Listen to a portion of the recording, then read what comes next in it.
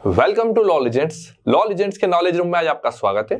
इस knowledge room में हम जीएसटी और इनकम टैक्स से रिलेटेड जो व्यवहारिक समस्याएं होती है उस पर डिस्कस करते हैं।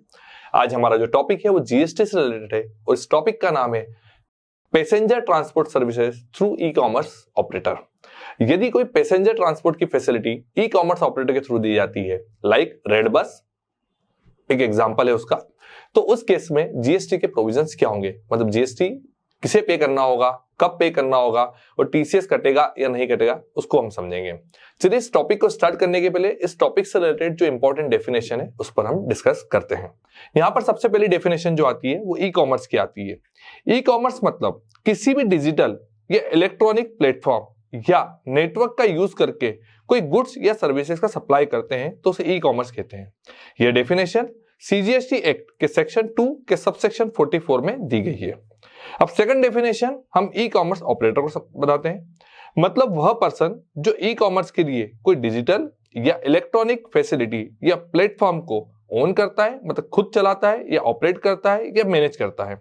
यह डेफिनेशन सीजीएसटी एक्ट के सेक्शन 2 के सबसेक्शन 45 में दी हुई है।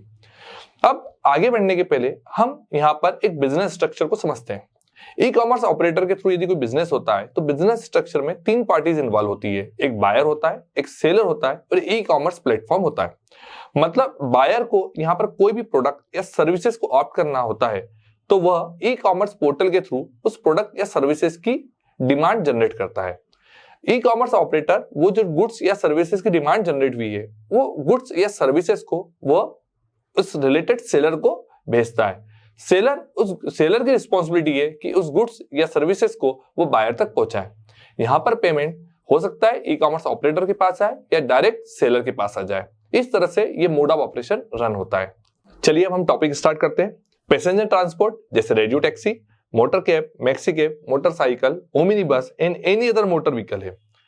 जैसे कि ये सर्विसेज यदि ई कॉमर्स पोर्टल के थ्रू दी जा रही है, like Ola, Uber and red बस।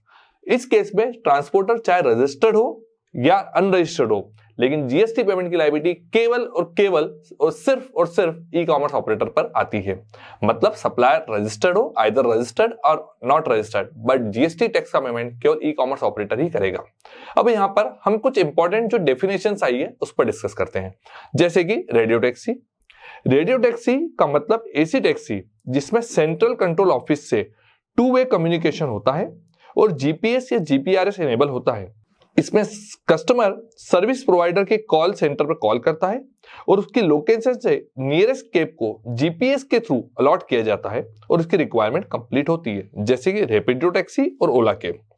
अब सेकंड डेफिनेशन यहाँ पर आई थी मैक्सी कैब, उस पर डिस्कस करते हैं। मीन्स ऐसा मोटर व्हीकल जिसमें 6 या 6 से ज्यादा बट 12 से कम पैसेंजर कैरी किए जाते हैं या किराए पर लिए जाते हैं, जिसमें ड्राइवर इंक्लूड नहीं है, जैसे टेम्पो ट्रेवलर या तूफान गाड़ी।